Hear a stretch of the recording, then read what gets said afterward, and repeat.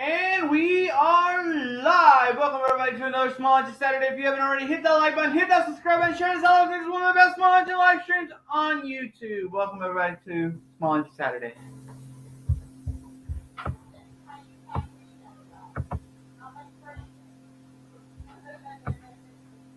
Let's say hello to everybody in the chat. We got Ronald, we got the East Coast Ken, we got Rel, we got Adam, Small Town Machine Shop. Welcome everybody. Welcome. Sorry I'm late. We was moving stuff around, trucks around, and boom, Mick's Mowers. What's up, Mick? We was moving trucks around. I got one in for repairs. We had to move stuff around this property. The truck's still not where it needs to be, but it's close enough.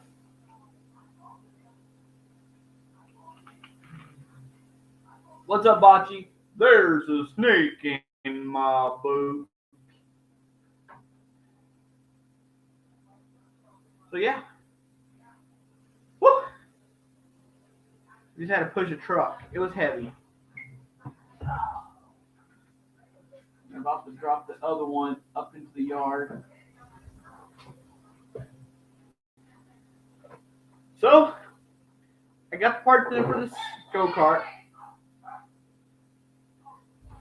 I got parts in for the go-kart. Haven't got to it yet. I have pretty much just been busy with repairs. We're starting to get repairs in now. And it's big repairs. Like I was saying earlier in my little video I did earlier, it's big repairs. Like right now, that's a 7.3 IDI F250 92. F250 sitting on the bed of that truck.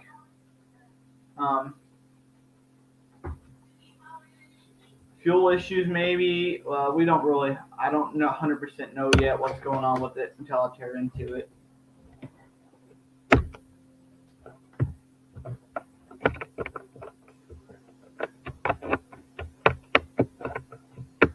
Yes, Pachi, I did a video earlier and you missed it.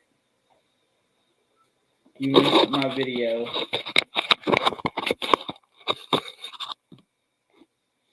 We know this because you asked if there was a live stream today.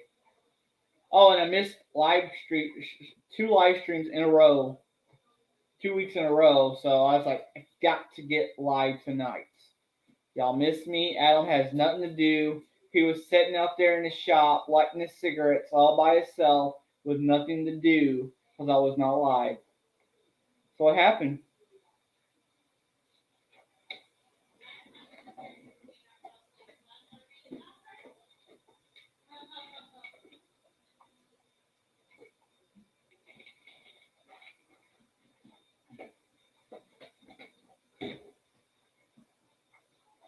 I'll make you always miss me.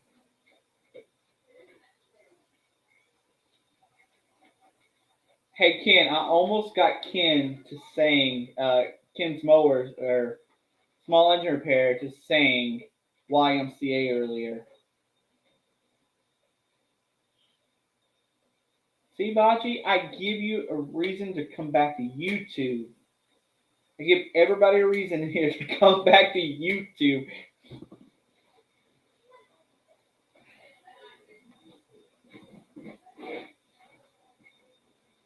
I'm anxious to tear into this truck. I'm anxious to tear into this truck and see what is the problems with this truck.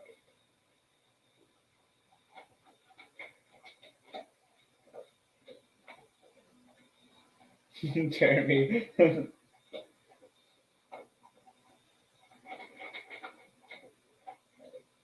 me switch my cameras around here. This is the... I don't have my light in here, so it's terrible tonight. There we go.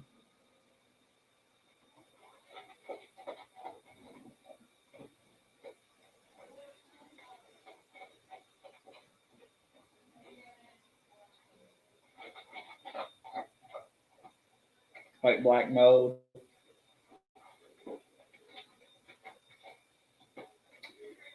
Bachi, I'm like a cockroach. You can't get rid of me.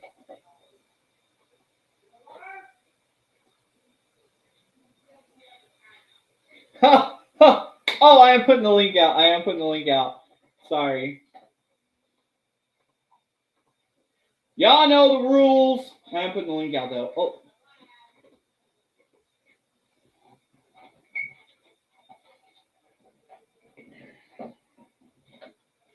If anybody wants to join.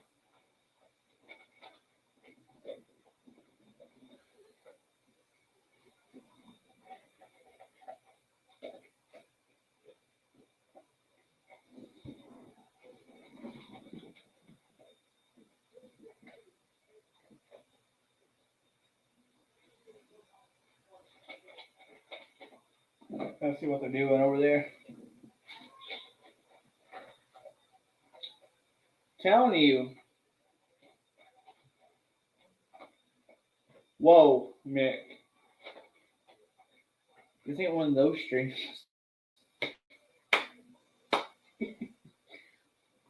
You sure that ain't the link Conquer sent you, Mick? Oh, here's Adam. This is a staple of Small Engine Saturday. Hello. Tell me, Adam, how bored you was for the last 2 weeks because I wasn't here. I was very bored. Oh, you ain't got no sound. You ain't got no sound, Adam. Oh wait, I don't have any sound. Nope, Okay, you don't have sound. Uh-oh. Look at Mick working hard. I'm always working hard. You don't have sound either. Hold on. I know what I did wrong. There, I had it hooked to my TV. The audio hooked to my TV.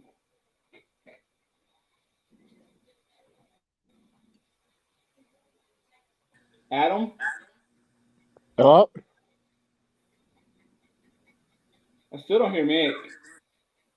I hear you though. You hear Adam. me? Yeah. I think Mick's messing with me at this point. Yeah, baby. I knew it.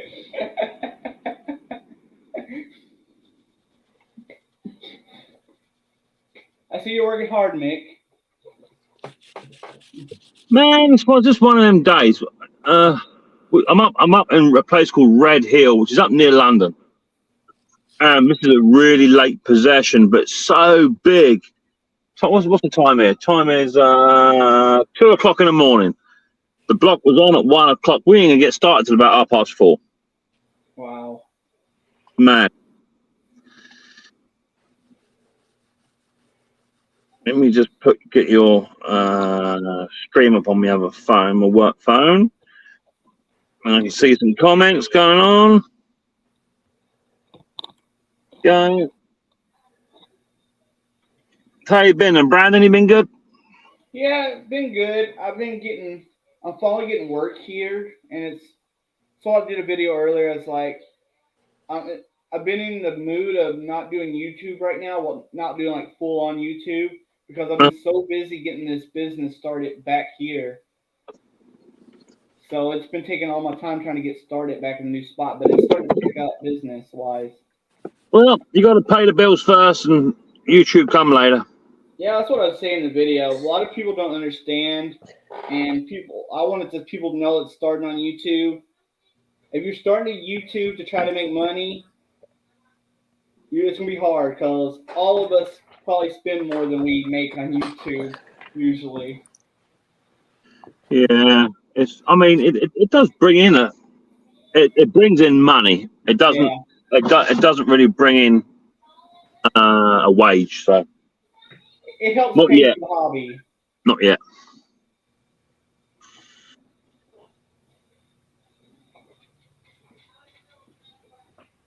But my repairs are starting to get bigger. Like I went from working on mowers to working on diesel trucks. My repairs are getting bigger. But that's where the money's at. Well, it's either bigger stuff or it's lots of little bits, isn't it? You know, Yeah. the good thing is what I tend to do is just your standard push mowers and self-propel and chainsaws and blowers and all that sort of stuff. Is that if you get enough of those in a week, you know, you can get through you can get through sort of 5 or 6 items a day. Yeah. And that constitutes doing a big rider or something like that. So Yeah. it swings and roundabouts. Me personally, I would rather work on the smaller stuff because, you know, you can work on a piece of equipment for about half an hour, then you get a chainsaw on the bench, another half hour to an hour, and then a blower. It changes it up a little bit, you know. Well, see, here's the problem and why I'm starting to push away some from small engines, but not 100%. I don't know how it is over there, but here in the United States, we're getting flooded with markets with these mowers that you can't even get parts for anymore. They're flooding the market with some of these Chinese mowers that you can't even get parts for. Well, they were making it. It wasn't that there was a law passed over here in the UK, but what they were saying is that if you're going to manufacture a piece of equipment, especially petrol, then you must make the parts readily available because so many of these Chinese bits of kit, after 6 months of their release, you just can't get the bits because they're onto someone else, you know. So yep. And see, that's the way it should be here, and it's supposed to be in a way here. There's I forgot what it's called, the right to repair or something law. It's supposed to give you the right to repair your own equipment, so you should be able to have access to parts and all that. But yeah. It's not like that. I had a mower come in a while back. It's called an Active. I've never come across it before. Apparently, it changed names. It used to be called a Harry years ago. And the parts are available in China, but you have to go through a company in France. It's really weird. And the company was really good.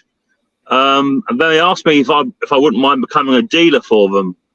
But in all honesty, in the years that I've been doing it, I've never ever come across an Active mower. So what's the chances of me getting enough through the door to become a dealer for it, especially if the parts are coming from China? So I decided against that.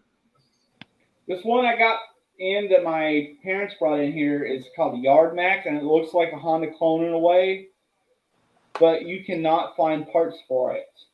You can't find none of the parts for it. It's got the carburetor's leaking, and I need to rebuild the carburetor, and I can't find parts for it. So I'm thinking about trying a gasket from like a GCV or yeah. 2 seconds, buddy. 2 seconds. Okay.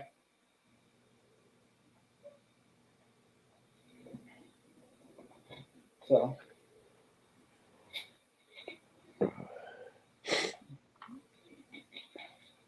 How's your week going, Adam? Oh, it's going okay. Had a couple things dropped off today to work on, a couple pumps, a couple electric motors. Water season starting up here in about 3 weeks, so then I'll be pretty busy this first couple months. Yeah.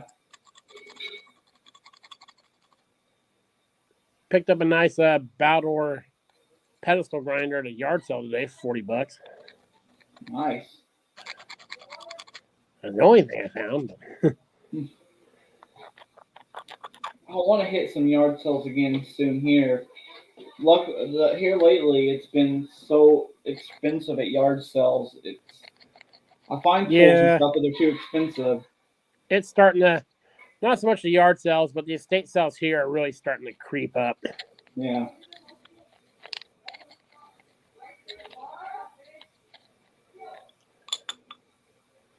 Thankfully, no one really buys the stuff I buy, so. Yeah. Sorry, I had to sign the old permit for tonight's work. Gotcha. I went to a bunch Friday, Ken, but there wasn't much.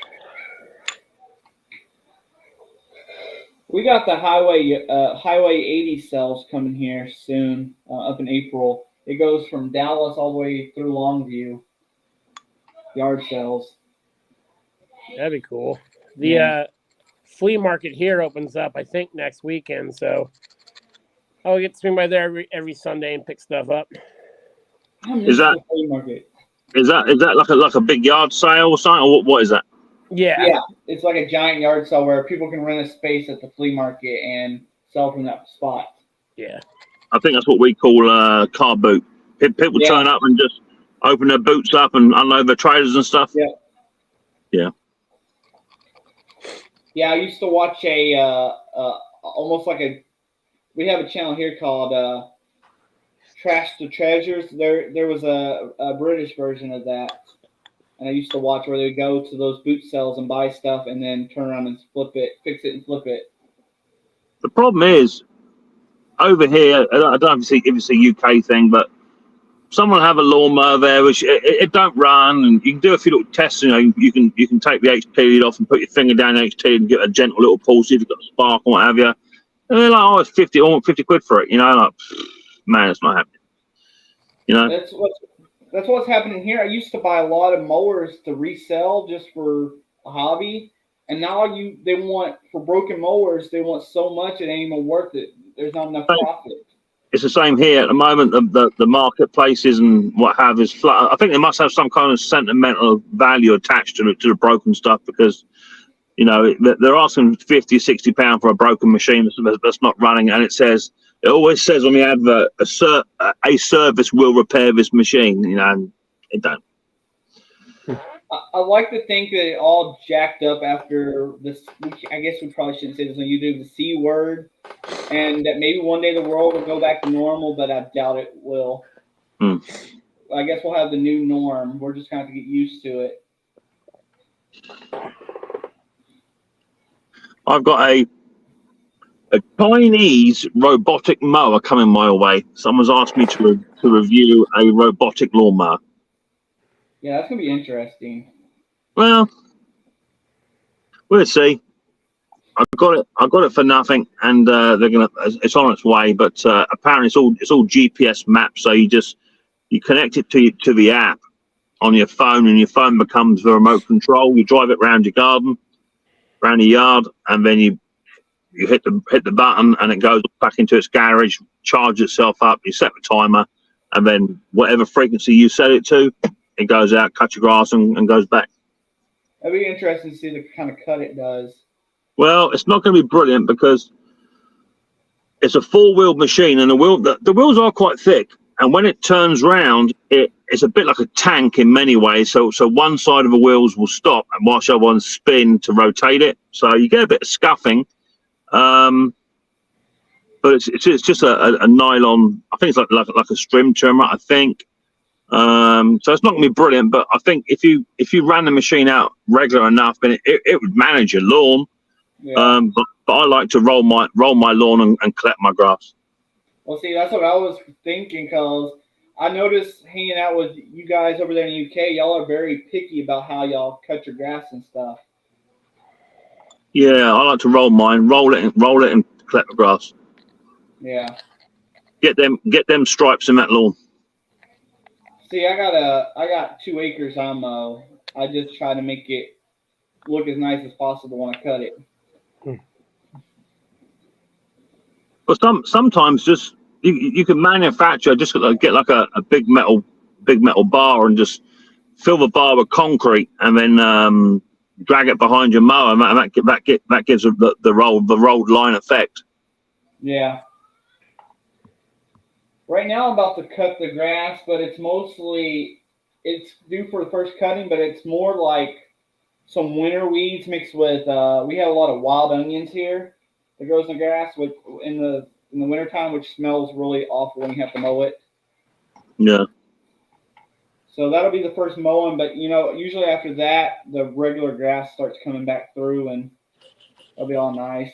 Yeah, over here our lawns aren't quite so big, so we can afford to take a bit more time to keep them managed. So when you get weeds and bits and pieces coming, we just pick them out, Yeah. But where you are, it takes you 3 weeks to walk across your back garden. Yeah. Well, and I don't like to use any kind of stuff on my lawn, because like the dandelion leaves and stuff, I'll feed that to my animals, so that's food for my animals. Yeah, sure. So I like to do stuff natural to a point. Yeah. We got Breezy in the house. We got Mudster in the house. What's up, bro? Oh, we got Mr. Breeze Hi, in the Breezy. Hi, house. Monster.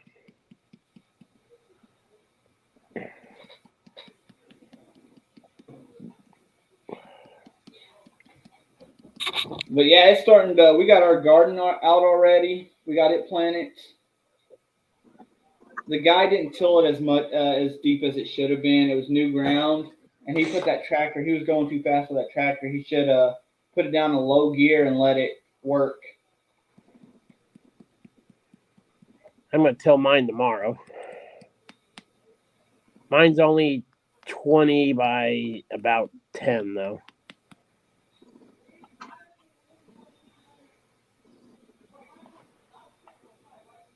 Wow, Turner, you dumping coolant in your ground? I thought y'all was strict up there in Canada.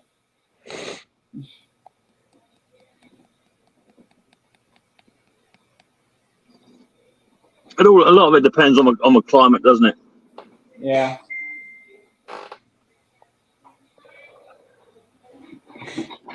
Last year we had a heat wave come in about June, and it just tore the season right up. No one was cutting grass, no one was buying machines. It just killed the lawns in about a month.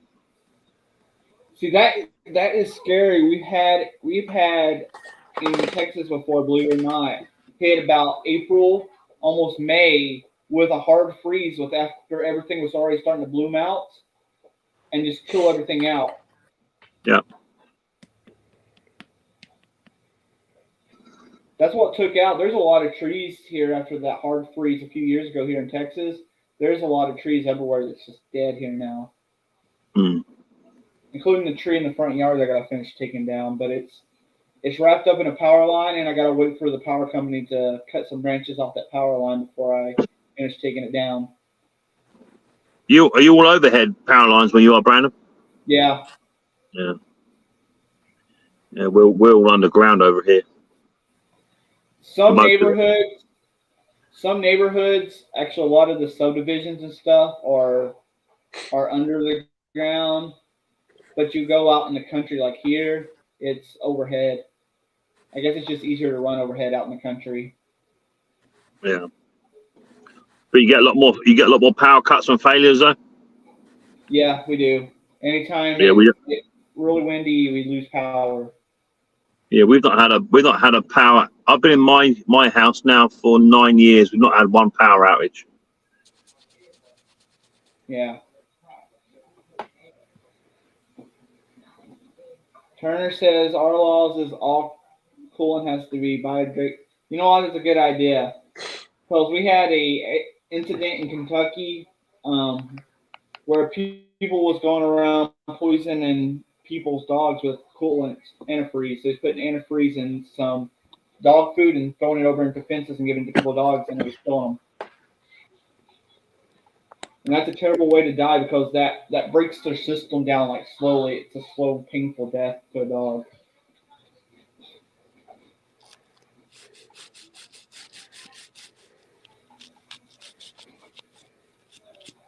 Well, I'm about getting snow here next week. Really? Apparently, I'm right on the south coast, so I doubt we'll get it. I know that kid that Ken wanted everybody to subscribe to his channel, Garden Tractor Boy, was talking about they didn't have enough snow this year where he was in the UK or something Yeah, like that. we don't tell. We generally get what you guys get, but we just get the leftovers. Yeah.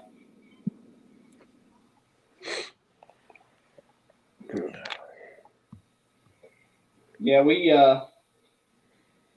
it's more rare that Texas gets hit with like the cold stuff, but because we're not prepared for the cold stuff, when it does hit, it hits here hard. Like that year that it took down the power plants. We're not winterized for all that stuff here in Texas.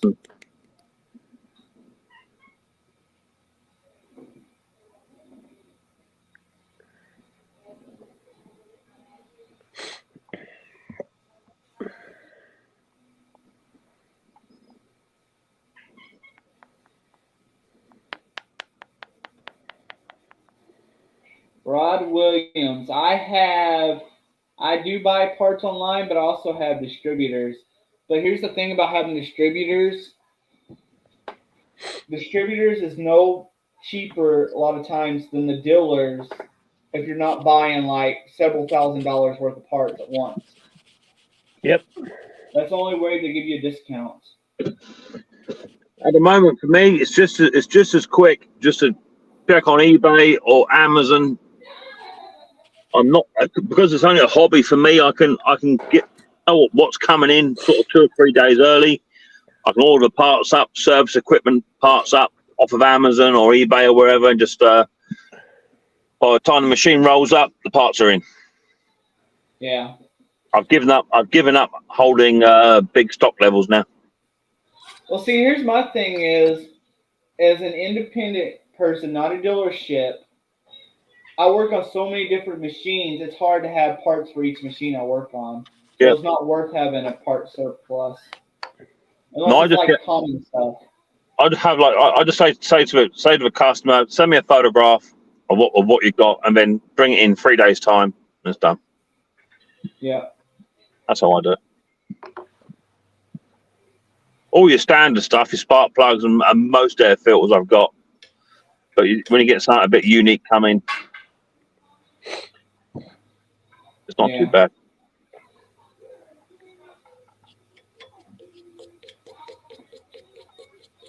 I got one of Tom's favorite things in working on it, and I don't like working on them, but I'm working on a old chainsaw. I'm not a fan of chainsaws, but I'll work on them now and then. The problem is that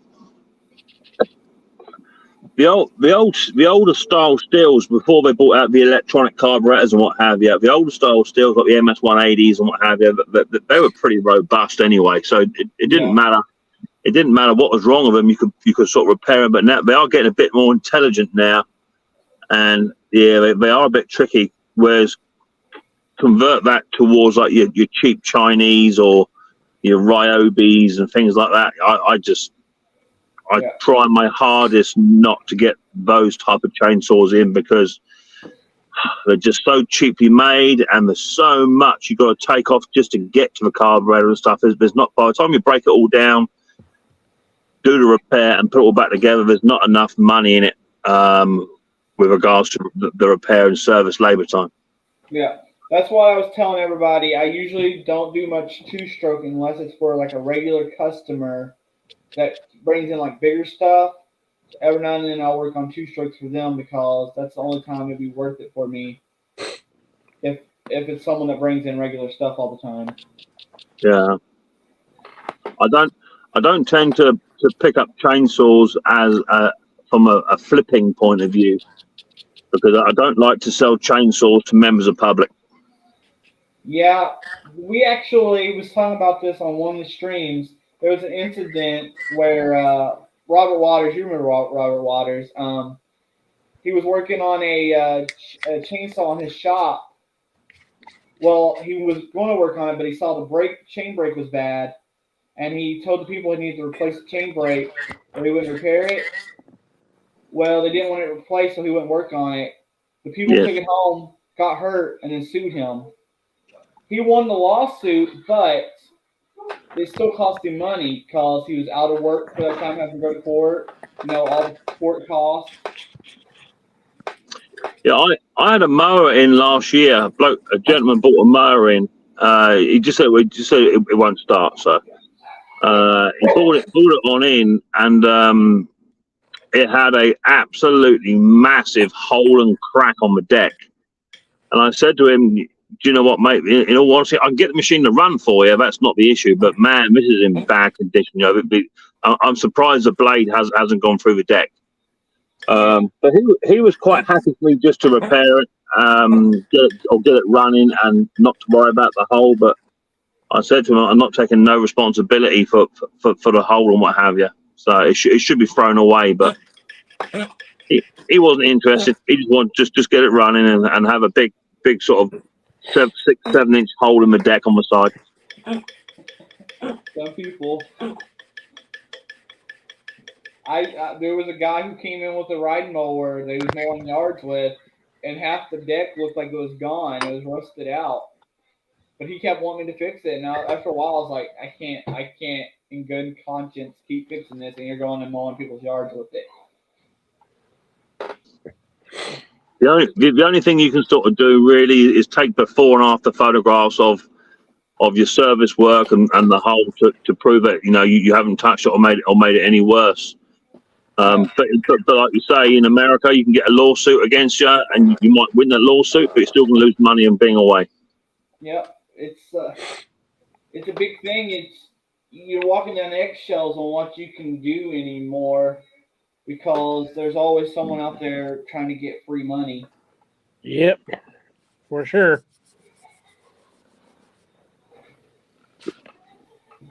I had a guy steal his own leaf blower and try to make me pay him for the leaf blower, and we found it on his trailer. He stole his own leaf blower back from me. What happened? I had a guy steal his own leaf blower back from me and try to get me to pay for his leaf blower, and we found it on his trailer. He stole it from you? Yeah, he stole his own leaf blower back. It was in for repair. So he came to your house, stole the leaf blower, and then said someone stole it? Yep.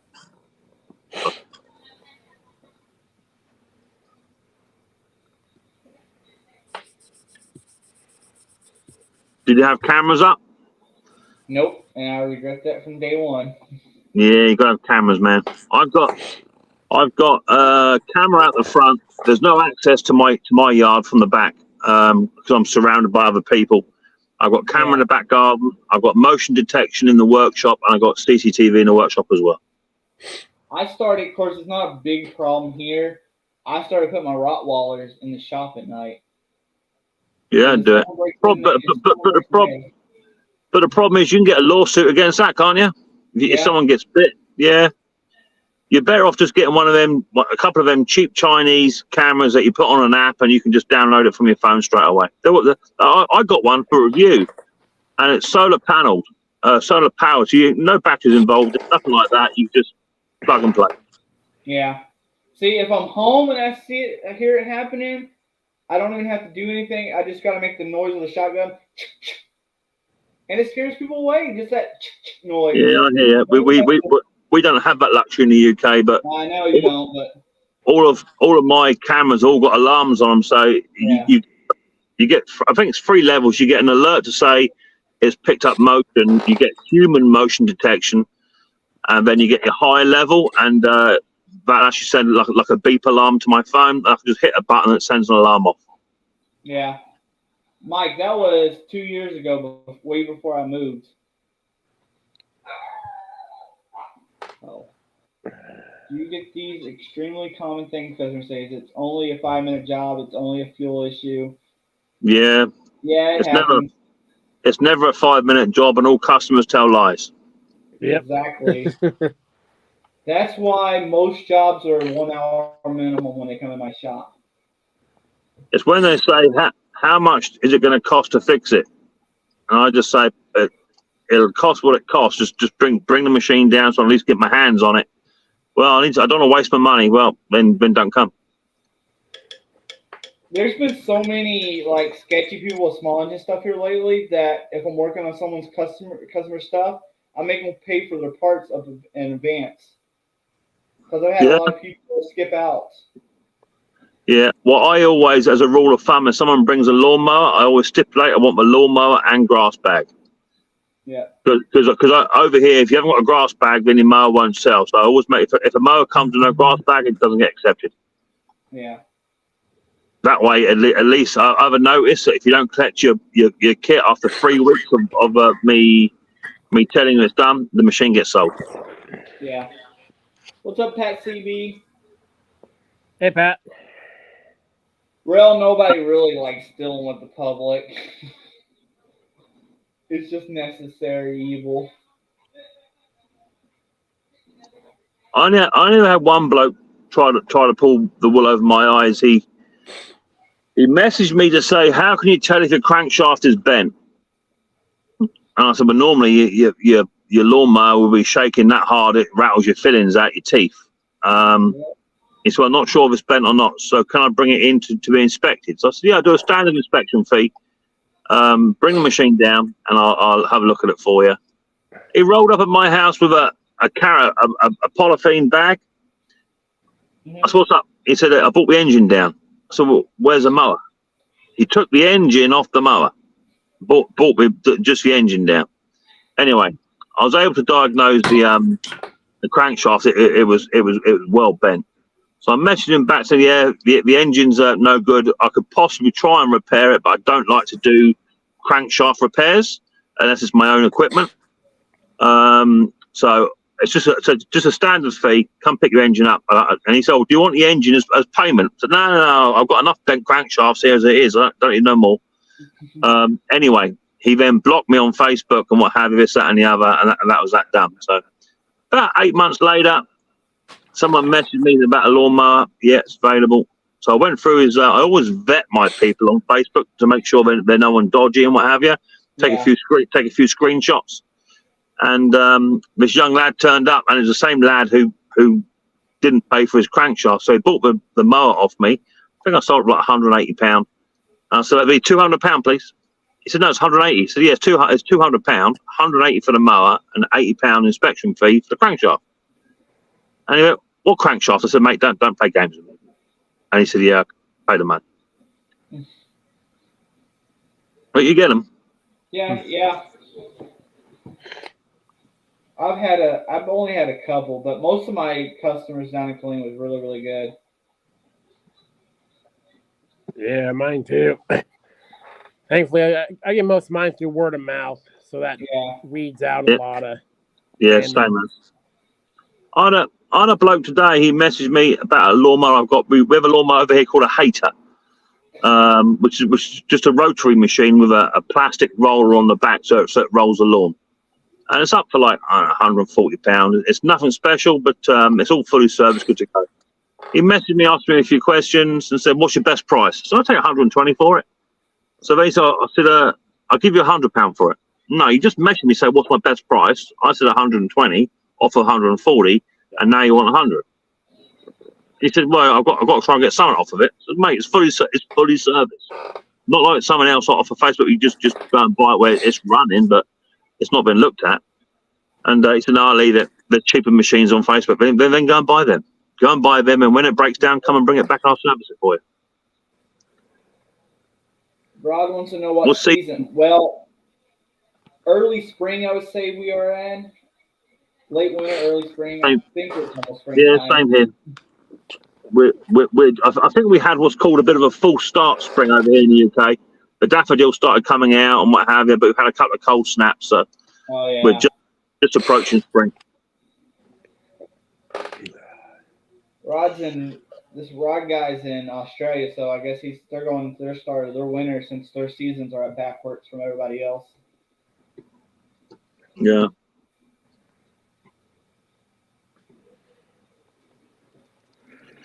This is the time of year that's the start that usually can start selling mowers pretty good. I've sold about 5 or 6 already. Yeah.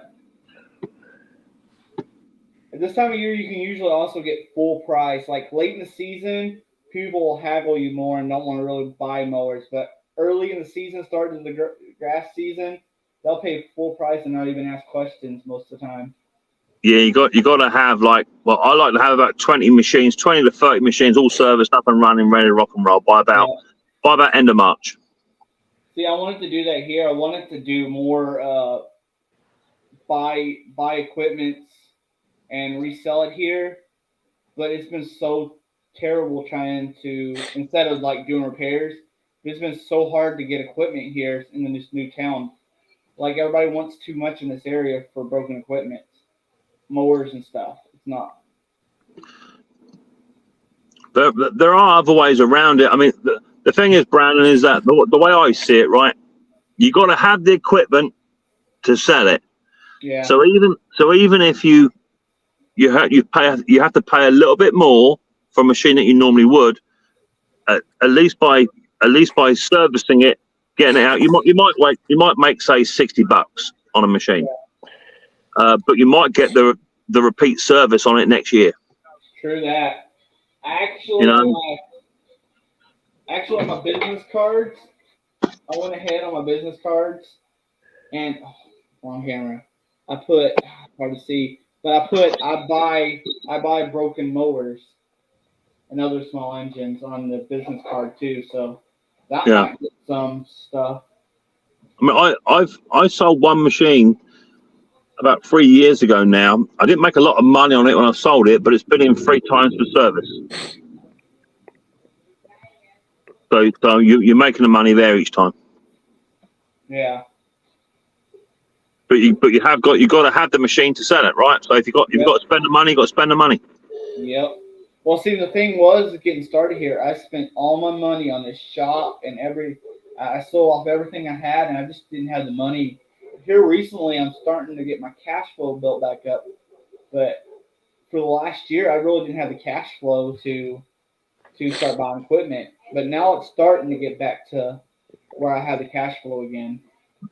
So I suppose over where you are, Brandon, the yards are quite big. So like push mowers don't make a lot of money at all.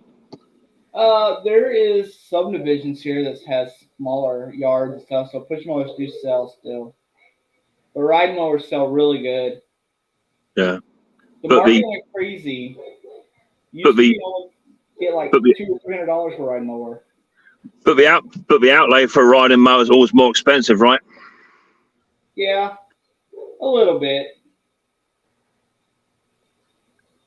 And generally, rule of thumb is that even if there's not so much wrong with the machine, it still costs a bit more to put it right because of parts. Yeah. I was talking to someone, I think it might have been Klaus this week. He had a rider with a Kawasaki engine on it, and he said that the OEM carburetor was over £200 for a Kawasaki carburetor. You know what? The Kawasaki carburetors ain't even cheap over here either. Yeah. They're really expensive. But most of the time I can rebuild a Kawasaki carburetor. I've only had a few times I had to replace them. Most of the time I can rebuild them. But what you don't want is to buy a second-hand rider with a Kawasaki on it, and then you have to outlay £200 on an OEM carburetor, because that takes a big slice out of your profit. Yeah. The only carburetors I have issue with, and I have to usually replace a lot of times, is those Mickey carburetors. The Mickey carburetors, they're just junk. Yeah. And that's another reason why I don't do ride-ons, because there's too many variations over here. Lots of people use those yard machines with the single 30-inch blade on them. Mm-hmm. And the engines overheat on them and what have you, because they're not designed to swing a big blade like that. So there's so many different brands out there. You have to keep so many different parts in stock in. So that's why I don't do them. Yeah.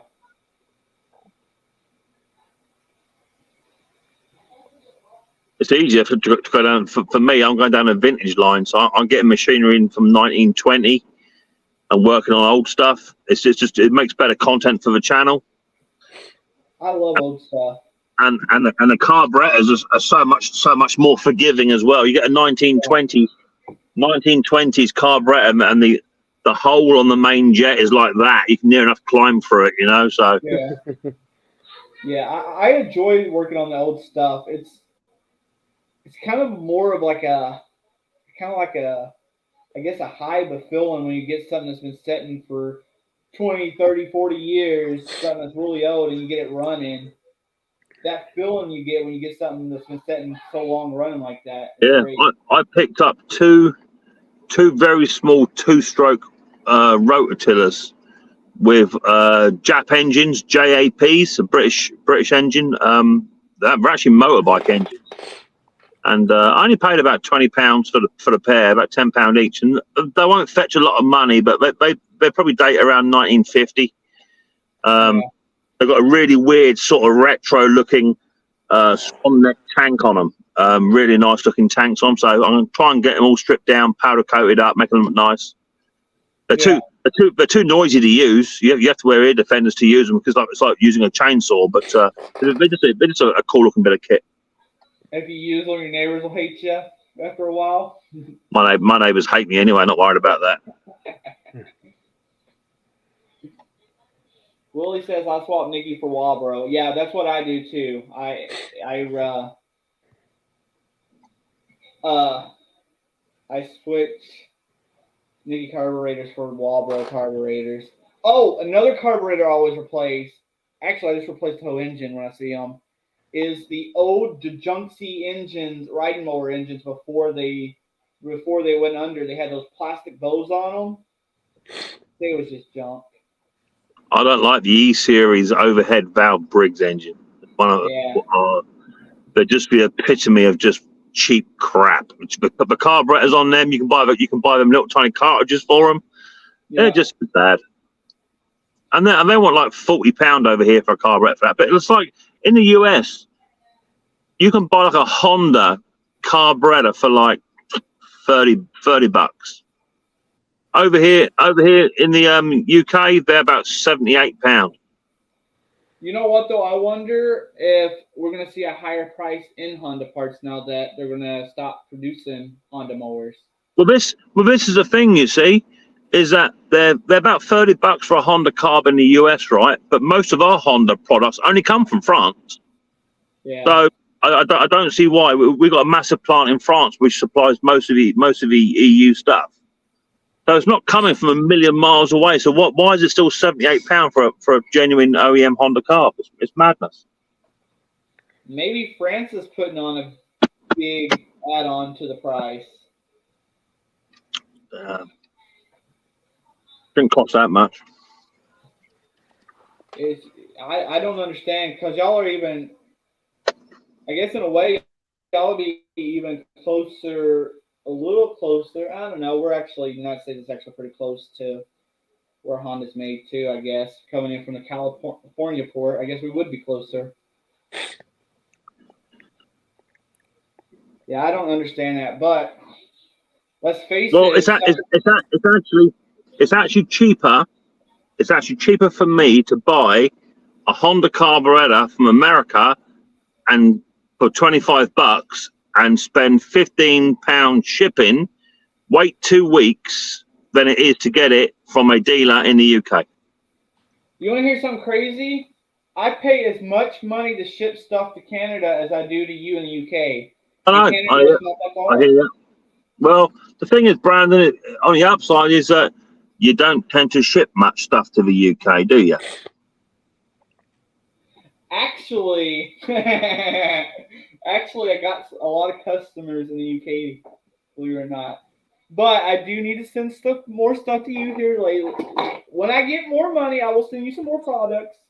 Allegedly, there used to be an organisation called the Small Engine Nation, and there's a young lad on there called Brandon, and he made an air tools hanging up device. You can hang your air tools up on it.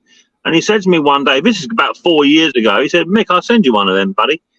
And yeah, that never did show up, did it? You know, I just saw it today laying on the workbench too. All these years later. Laying on the workbench. One of these days I'll remember. That's okay, Pat CB that lives in the United States has been waiting on a package from me since Christmas time. What is your number one? So Rod says, what is your number one mower in the US and UK? In Australia, it's between two, Victor and Masport. So Masport do quite well over here. They were from Australia, from New Zealand originally. They do quite well, but they're not very well heard of over here, the Masport. They do quite a good roller range. The Victors, now that you come out of a two-stroke stuff, you don't see very many two-stroke Victors over here. I have seen and worked on a couple, but over here it's going to be Honda, Hater, or Toro, I'd say.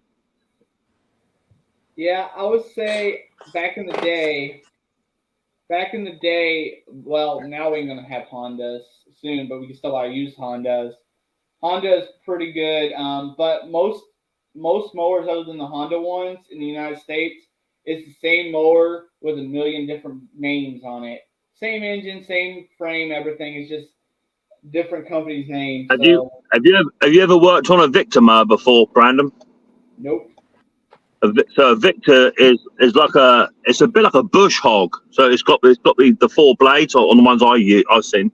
So it's got a quad blade system, and they've got this really weird carburetor where the diaphragm is like that on it, and Wow. the air intake or the air filter actually goes up the handle, and it sucks air from up the top. And it's a two-stroke machine, and it is just they're quite quite a hardy machine, but man, they're loud. They're loud. It's two-stroke. It's a complete flat machine. So it's like a rectangular box, but the carburetor it's a really weird carby. Kind of reminds me of the brick style in the old Lawn Boys two-stroke. They had like a brick style two-stroke engine. I worked on Conker he bought in an Edger, and that had the same style of engine on it, and yeah, it's weird because they've actually got settings inside them. They're not just standard. You have to get them set right. They are weird. So are they hard to? Because there's a lot of two-strokes that are a little bit hard to start in the cold. Are they hard to start on cold days? Well, I suppose the easy answer to that is it depends where you live. So in Australia, they don't get a lot of cold weather, so they do quite well in Australia. Over here in the UK, in the winter time, we don't really do a lot of mowing or a lot of garden works anyway. So the Victor mower is quite well adapted to the Australian climate. Yeah.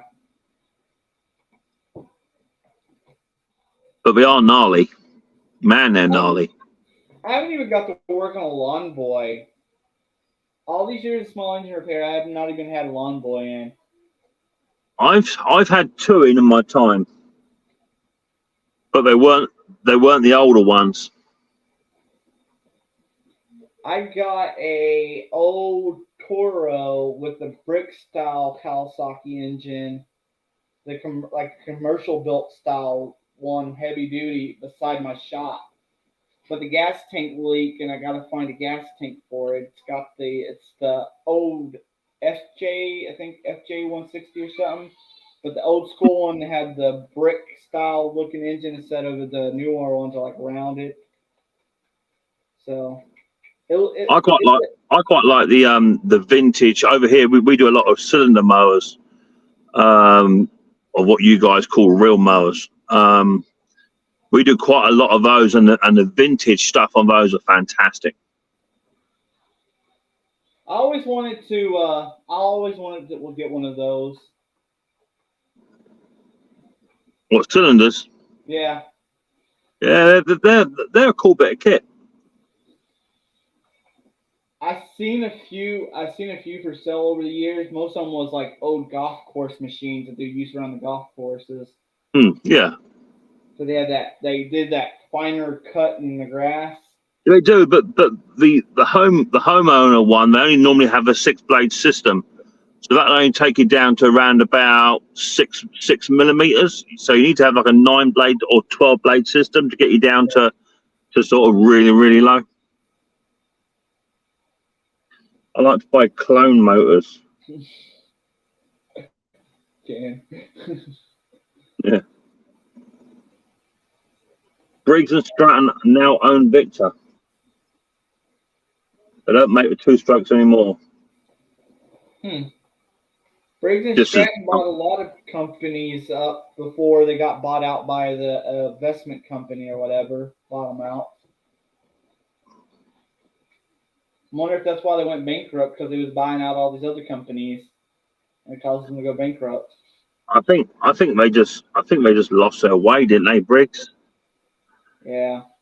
You know, I mean, if you look at some of the older stuff, the L shapes and what have you, the old cast iron engines, they made some seriously good engines. Yeah. And they're still there now, pumping away. You know, compared to what the restrictions are on the environment and what have you, man, they took it to a whole new level. It's just some of the stuff coming out. I mean, even some of the top manufacturers over here of lawnmowers, they're sticking overhead valve Briggs on some of their machine. I'm like, mate, why did you put an overhead valve Briggs on it? You know, it's shocking. Rumor has it you can still buy Was it one of your streams?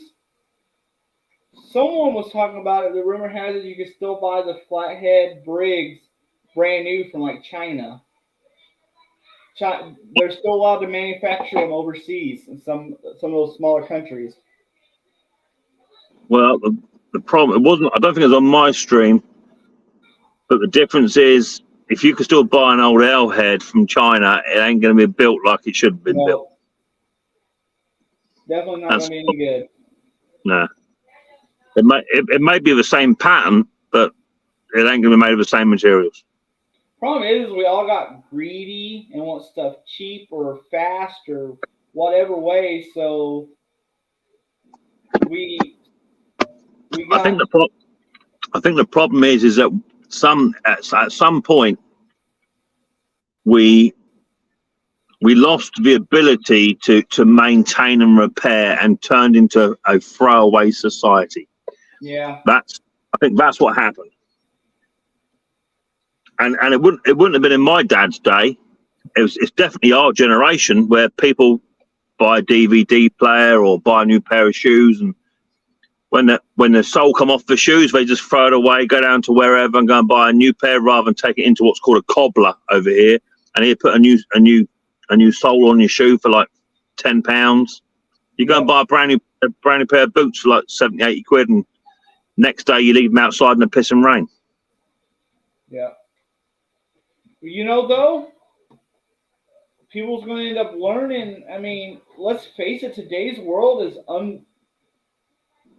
it's unpredictable. Today's world, like, you not trying to talk like political or anything, but you know, one day we could have World War III. So if something like that ever happened, we'd have to go back to our instincts. We're gonna have to. Well, I think you're absolutely bang on the money, because with what's going on at the moment,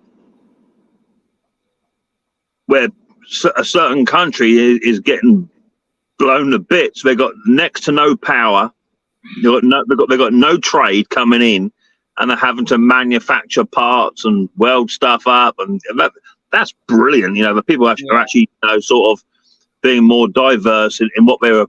You know, some people are like 3D printers, or they were teachers, and now they're welding up 50 cal guns and bits and bits. That's fantastic, you know, but it's not great for the environment, but it's definitely a skill that has been lost. Yeah. We just never know when we're going to go back into like a depression style type of era. One day, like our mowers and our produce we're growing and stuff could be worth more than the dollar itself. So I've seen quite a few battery operated machines up for sale at the moment where they're broken, they're no good. They're like 2 years old and they're done. You know, and people have said, oh, should just require a bit of work to the electrical circuits and what have you to repair it, but that's after 2 years. I've got a 1921 ATCO standard in my shed, which still runs like the day it was manufactured. See, it could come to, if something ever happens, I mean, we should learn from the C word. If something would happen in the world, we could be going and living like the Amish eventually. You never know. It might get to the point. So that older stuff will outlast. If you got a lathe and stuff, a lot of that old machine stuff, you start getting lathes and stuff like that, and you can cast parts. You can machine parts. I mean, a lot of those old timers made their own parts for that old stuff. Oh yeah.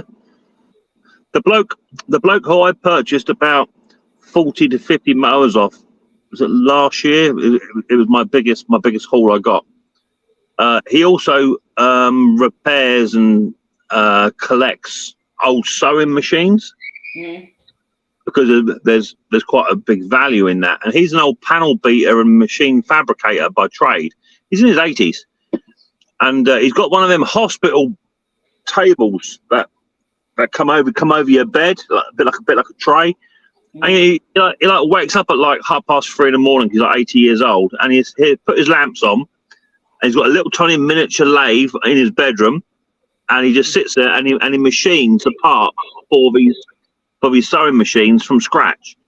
You know, and because you can't get the parts no more, so he's got one part, and he takes measurements with calipers, this, that, and the other, and he gets a bit of metal out, and he just make that.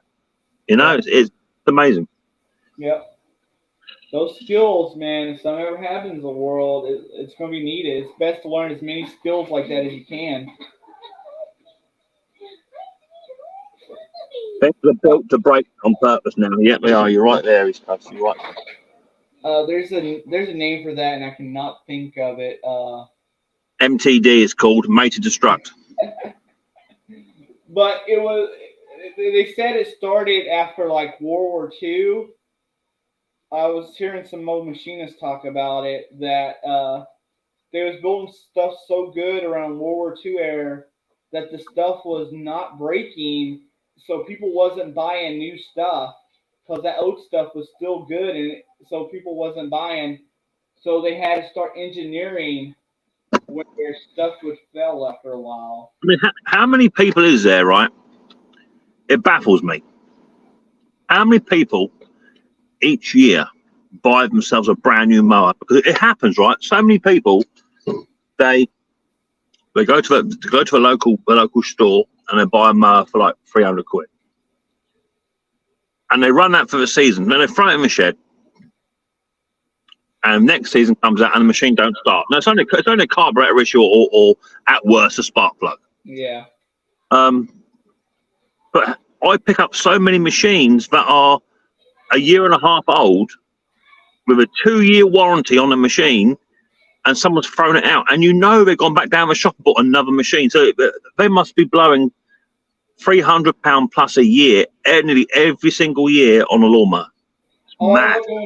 I love to go through like these wealthy neighborhoods in the springtime because you got these people that has nothing better to do with their money, so they just throw a mower out each year and just go buy a new one. I love going through those neighborhoods. Don't you have in some parts of the states like a certain day of the week where you chuck out what you don't want and people just come down and pick it up or something like that, curbside fines, what have you? Well, they throw it out to the trash and you can go out during trash day and look. But here in this new area, our trash company don't do bulk trash. You actually have to haul to the dump. Okay. So they don't do bulk trash. Yeah, and it's expensive here to take trash to that place too. Yeah, it's free here to take it in, but you very rarely find anything just thrown on the side of the road anymore, free to collect. You know, you very rarely find that. We used to go into Austin. There's a lot of like wealthy places in Austin, Texas. And we used to go down in Austin, Texas and pick all kinds of free stuff up. We had one of those fancy refrigerators with the door that opens just for the condiments and stuff like that. It worked. We picked it up for free. Fancy refrigerator. Just threw out on the side of the road. Yeah, it does baffle me sometimes. Yeah. More people have more money than sense. Yeah.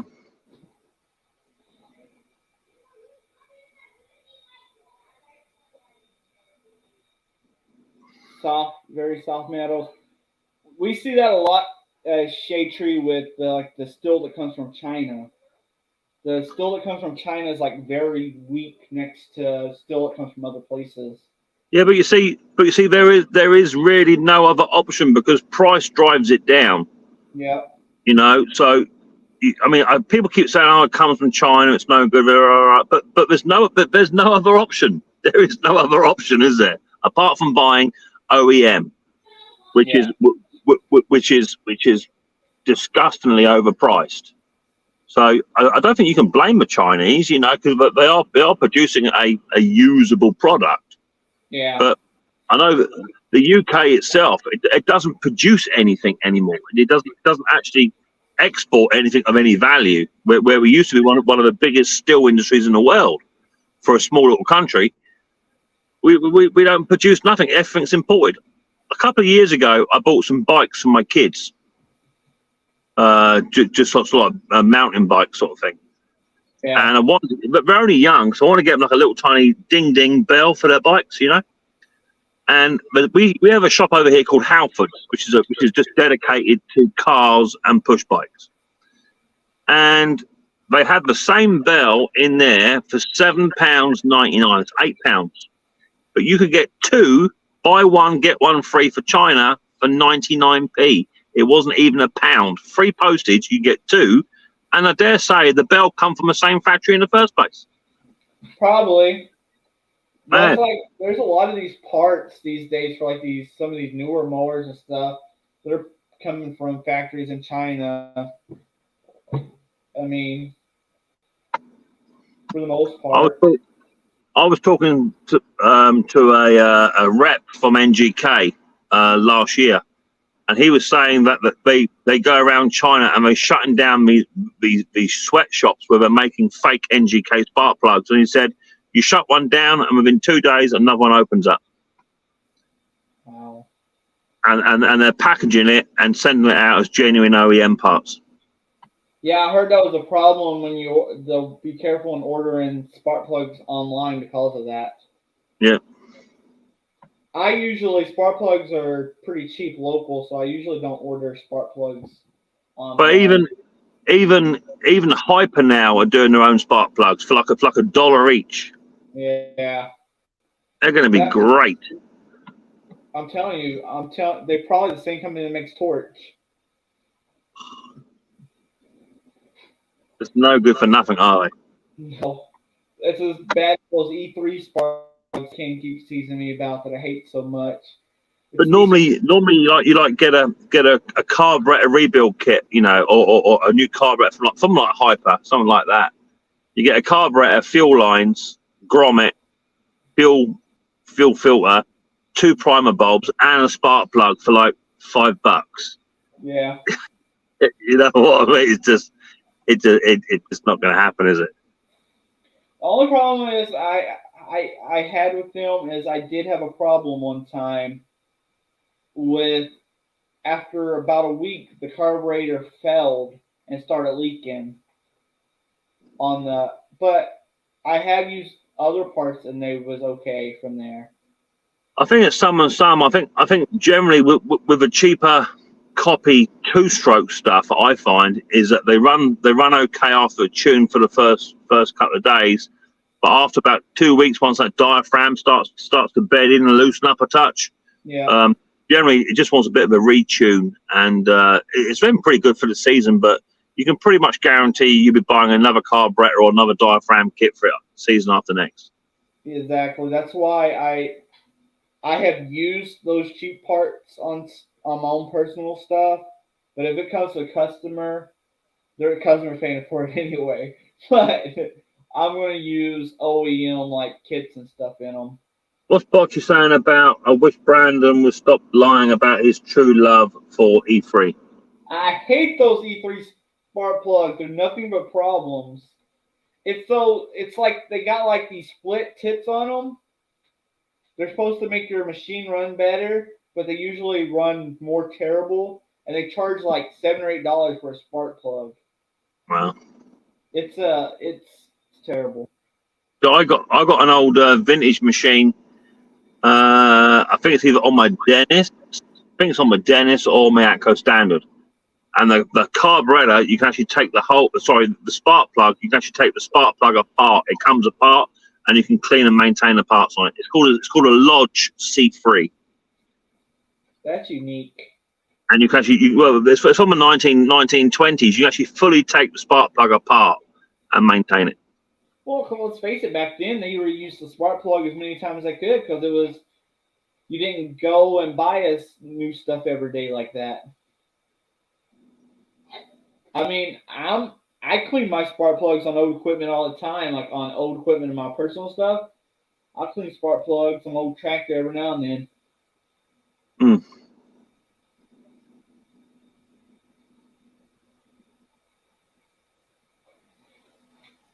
Yeah, that was funny. I've been doing stupid short videos here lately, just out of boredom. I see that. You've been banging the content out. I need to get more long format videos, but it's been so hard. I haven't had the funds as much to do these projects that I was used to doing. So I haven't been putting out as much long format videos like I do, and I hope to eventually get back to that point. Well, sometimes it's not about doing project videos, Brandon. Sometimes it's more about just doing an update video or a little walk around. Or 9 times out of Yeah. 10, people tune in to see how you're doing, what you're up to. You know. Yeah. I did an update video earlier. I think I only got like 30 views, but long format videos for me here lately don't hardly get any views.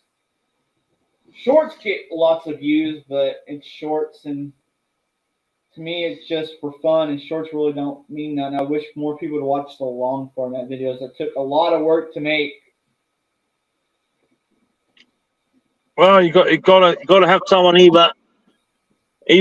someone's got to have the same problem, or the problem with longer videos is that you're covering lots of different subjects. So you may have someone just come in and they're watching 10 minutes of a 40-minute video because they want to get over just that one problem. Yeah. So maybe it's best to try and catalog back down into shorter videos, so that you may have 4 videos out of the same machine, just covering different issues. Actually, I was talking about that. Me and Bocce and Ken was talking about that because that way it also gives me more content. Yeah. Because I just don't have the content that I used to be able to put 1, 2, 3 videos out a week, no problem. But ever since the move, I haven't been able to do that.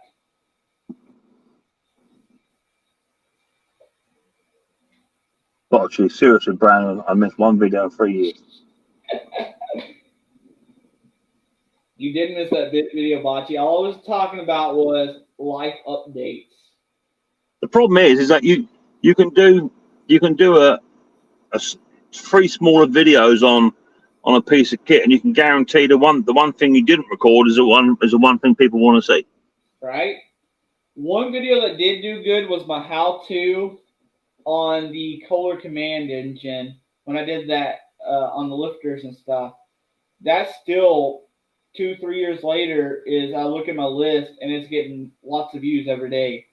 Yeah, that's good. But my newer videos don't get hardly any views, but my older videos are starting to pick up views. If I can put a new video out and it might slowly get to 100 views, but my old content are starting to pick up views. So I think YouTube, there's a bit of manipulation around it. If you don't put videos out for a while, YouTube sort of turns a tap on you a little bit, I think. yeah, but it's one of those things, man. It's hard to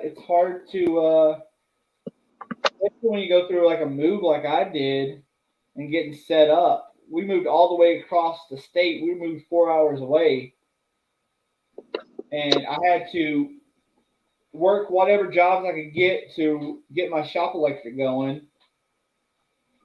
Finally got shop electric, so I'm slowly getting where I need to be, but It takes time.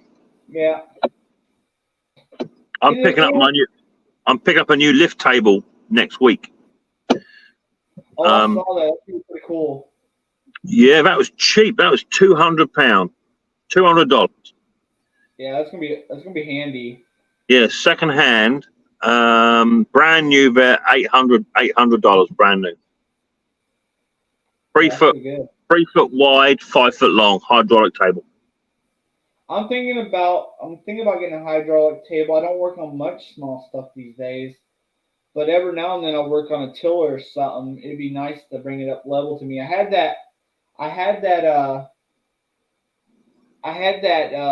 that motorcycle lift table that I used forever. Yeah. Your sound's gone, Brandon.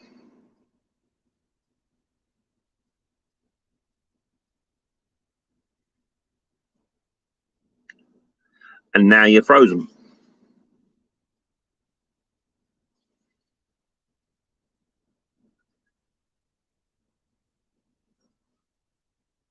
Yeah, right, East Coast. Oh, right now? Perfect. Yeah. It looks like you're in prison now. You're glitchy.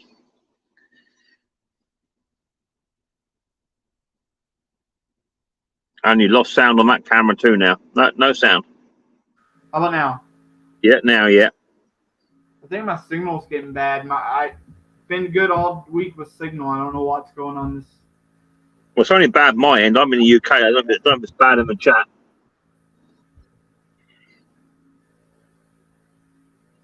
I've got 4G.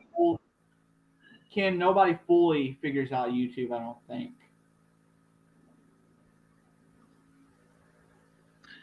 If we all figured it out, we'd all be millionaires, right? We all be living like Mr. Beast. We all have that Mr. Beast money.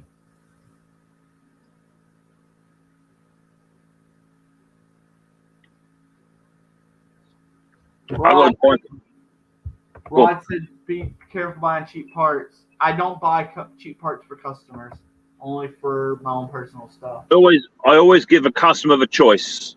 Yeah. Especially, I mean, if it's like a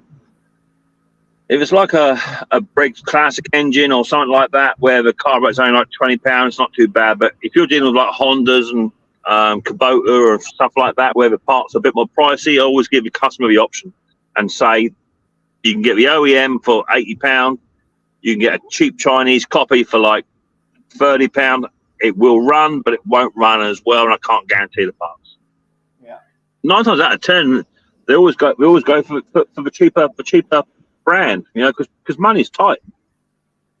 The only problem is I do that sometimes too, but the only time I tell them is it's harder for me to stand by the work if I have to use. Yeah, 100%. But you know, it's their choice. Yeah.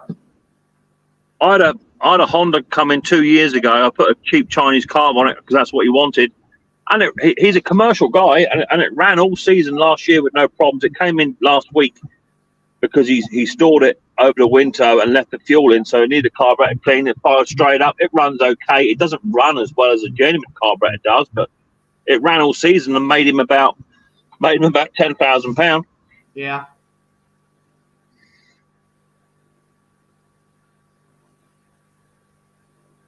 Yeah. I try to. I most of the time prefer using OEM parts, but I do every now and then give them a choice. All depends on the machine. Yeah. And predominantly the bulk of stuff that I work on is mainly homeowner grade stuff anyway, so it don't really matter, to be fair. In Killeen, I did a lot of in Killeen before I moved. I did a lot of commercial work. I got where I wasn't doing much homeowner stuff. Most of my work got to be commercial. Sometimes I find the commercial guys even tighter than the home user. Sometimes it can be. Only problem with commercial people is you have to be a little bit more quicker than the owner, like homeowners. The commercial people wants their equipment back a little faster. Yeah, but when they're bringing in like 4 or 5 mowers, 2 or 3 blowers, and what have you, I suppose if it's the start up of the season, money's a bit tight. You know, that's what they got to do. Yeah. They generally bring it in bulk, so it's all done ready for the season. So you know, if they haven't been cutting, especially last year, because last year we had that really hot spell, so it put everyone out for sort of 3 months mid-season. So yeah, money was down, and those guys have not been back this year, not yet. I'd hate to be. I don't know how my mower guys down in Killeen did it, because we would go through droughts, and they wouldn't be grass in the summertime where they wouldn't be grass. It would be brown. And you wouldn't cut about this time next year. Yeah. So I don't know how some of those guys did it. Well, you can always tell when it's a hard season because the blokes who are out there, they're cutting grass in the piss and rain over here in the UK. So you know times are tough when they're cutting grass in the rain. Yeah.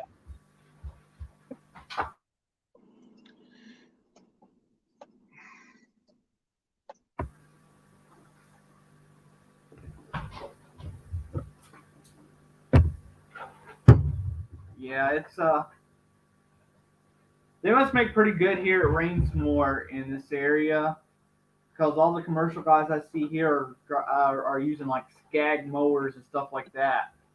Yeah. So it must pay better here. You also, this is an oil town, so all those people's got the oil fields pay really, really good. So you got all those people making that good money here. The thing is over here in the UK is that not lots of people do their own stuff because the yards ain't that big, so lots of people do their own lawns. And they don't really invest in the lawns. So they don't do like the aeration, the scarifying, and that sort of stuff. They just cut the grass once or twice a fortnight, and that's enough. Heck, some people in Killeen didn't even do that. They waited until it got this tall, and the city was giving them fines. Then they Yeah. A big eyesore. Killeen was bad for that. You see a lot of people over there. We used to mow yards over there. We had a mowing business for a little while over there. The problem is their lawns could be that tall, and they still think you should be able to cut it for $30. Yeah. That tall, you can't cut it for that cheap. Yeah. So, and eventually we got out of it because it wasn't worth it. There was too many cheapskates, and there was too many crackheads with push mowers that would come and do it for $20 or $30. Yeah. I'm not standing out in 110 degrees and cutting grass as tall as me for $30. It's just not worth my time. I can sit home and work on a mower. Yeah, I used to cut grass years ago, but I gave it up because I can earn more money sat in a workshop. Yep. Spending a day in there, I would pay for my round that I'll do a week. Yep. That's why I was helping out this diesel shop one time, trying to learn the trade. But I was getting paid so poor for a lot of work. They was giving me like $100 a week. It was kind of an under the table type deal. You know, I wasn't on the, legit ploy, I guess you would say. But I could sit at home and make $100 a day instead of $100 a week. Yeah. And the thing is, a lawn care over here, typically you're governed by the weather. So I never used to cut grass in the rain, or if it rained that night before, I'd never cut grass. So, if you had like a lawn to go and cut, say 5 or 6 lawns on a Saturday, and then 5 or 6 on a Sunday, that just meant you went and cut 12 on the Monday. Yeah. So it's all dependent on lawns and what have you, and weather. Man, I've seen landscapers mow out in the rain, but it's really bad for the lawn, really, to cut in the rain. Yeah, well, anyone that's cutting in the rain, they're not lawn care. That's not lawn care. Nope.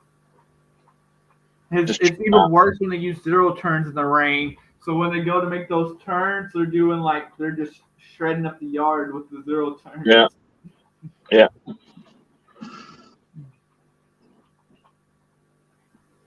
So you're saying the grass is so tall I could get lost in it? You could, Bachi. You could. You're that short. I had to go and do a job about 4 years ago. A woman wanted her lawn cut.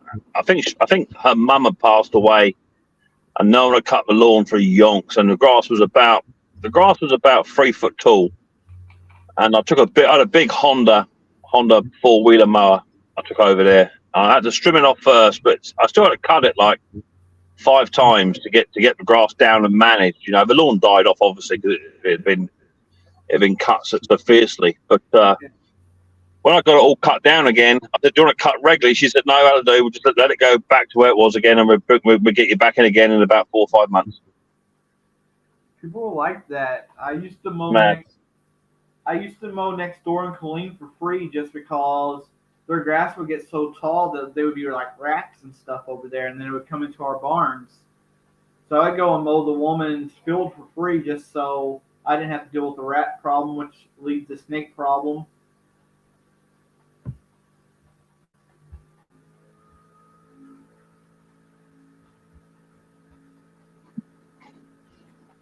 Yeah. Right, well, I better hit the hay. I better go and make my I just heard some cranes fire up, so I'll be starting quite soon. It is only 3:30 in the morning, so. Well, I appreciate you joining the panel with me. Anytime, Brando, anytime. I'll catch you later on, buddy. Here. Later, matey. Later, Mick. All right, let's see. So, a good commercial account, a good commercial company would have multiple backup mowers. In fact, one of my best customers, and he still watches this YouTube channel, even him as a one-man operation always had one backup mower.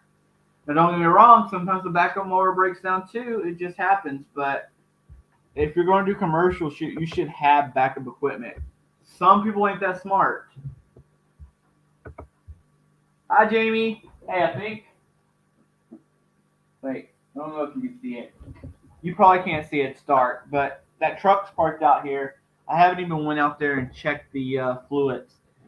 I kind of want to go out there and check the fluids tonight on it and see what the fluids look like, because I haven't seen the fluids yet. It could be interesting.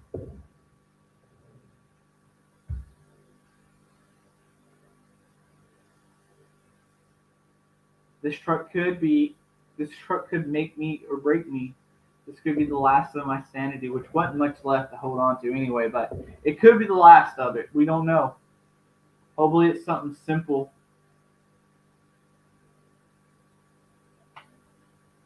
Yeah, Botch, you haven't talked to her. Or you haven't talked to her. Well, Jamie, I appreciate you anytime you stop by. I'm probably not going to be much on here much longer anyway. Because I'm hungry. I haven't ate yet. And I hate to eat on live stream. I'm not Ken. Later, Ken. Yes, Ken, you better get a webcam, man. I don't know where I'm going to find a bald guy to set on camera and eat snacks. And keep me entertained for 2 hours. Sometimes 3 or 4. You don't know. It depends on how good we get going. All right, Jamie. I think I am going to get off here, guys. Kind of want to go look at the fluid in this truck now it's off the truck. And I want to eat. Because I know it's late, but I'm like, I can't stop.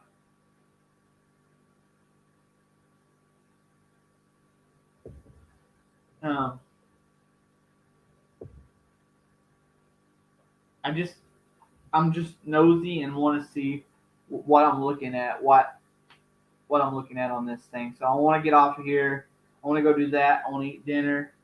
Then I want to go to bed